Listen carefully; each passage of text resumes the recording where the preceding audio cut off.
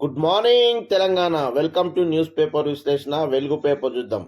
ముందుగా రాష్ట్ర ప్రజలందరికీ నూతన సంవత్సర శుభాకాంక్షలు. న్యూ ఇయర్ కిక్ 658 కోట్లు.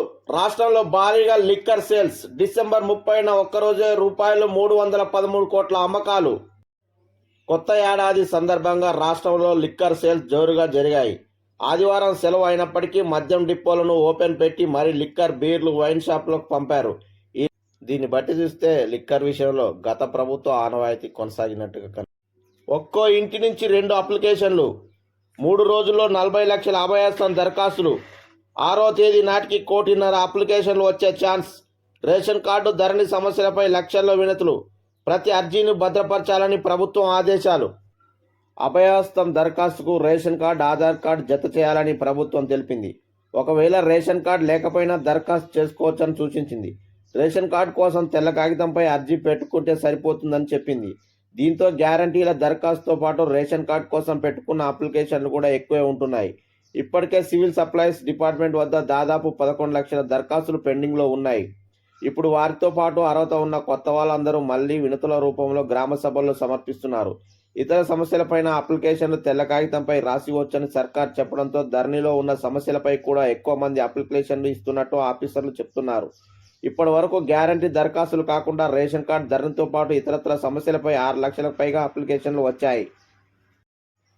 గత 10 సంవత్సరాలుగా రేషన్ కార్డులు, కొత్త రేషన్ కార్డు లేవు, కొత్త ఇండ్లు లేవు. కాబట్టి ఈ ప్రభుత్వం తీసుకొచ్చిన ప్రజాపాలనలో అప్లికేషన్లు అధికంగా వస్తున్నాయి.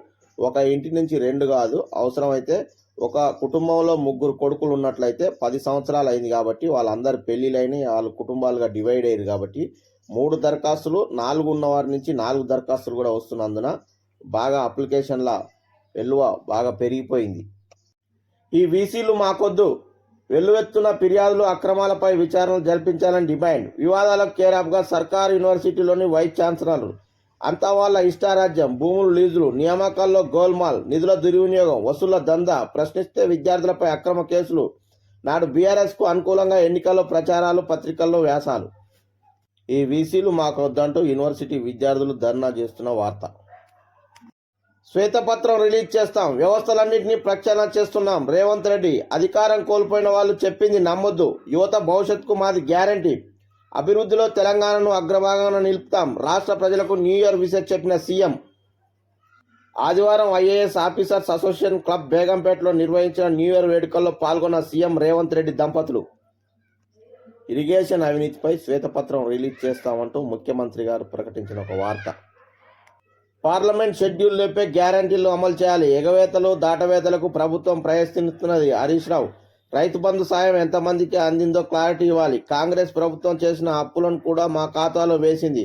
ప్రభుత్వ కార్యక్రమాల్లో ప్రోటోకాల్ ఉల్లంఘన జరుగుతున్నది. మీడియా చిట్ యాట్లో మాజీ మంత్రి వ్యాఖ్యలు.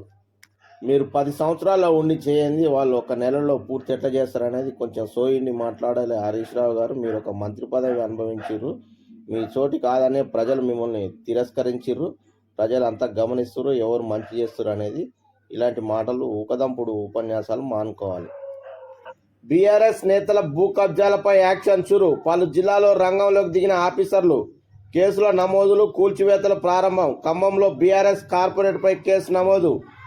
సూర్యాపేటలో 14 మంది గులాబీ నేతల కబ్జాలపై ఎంక్వైరీ. నిర్మల్, సిద్దిపేట జిల్లాలోని భూ ఆక్రమణలపై విచారణ. ప్రభుత్వం మారడంతో పెరుగుతున్న ఫిర్యాదులు.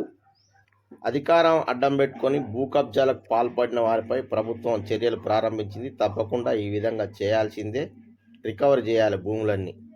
మా వీడియోను లైక్ చేయండి, షేర్ చేయండి, తప్పకుండా సబ్స్క్రైబ్ చేయండి.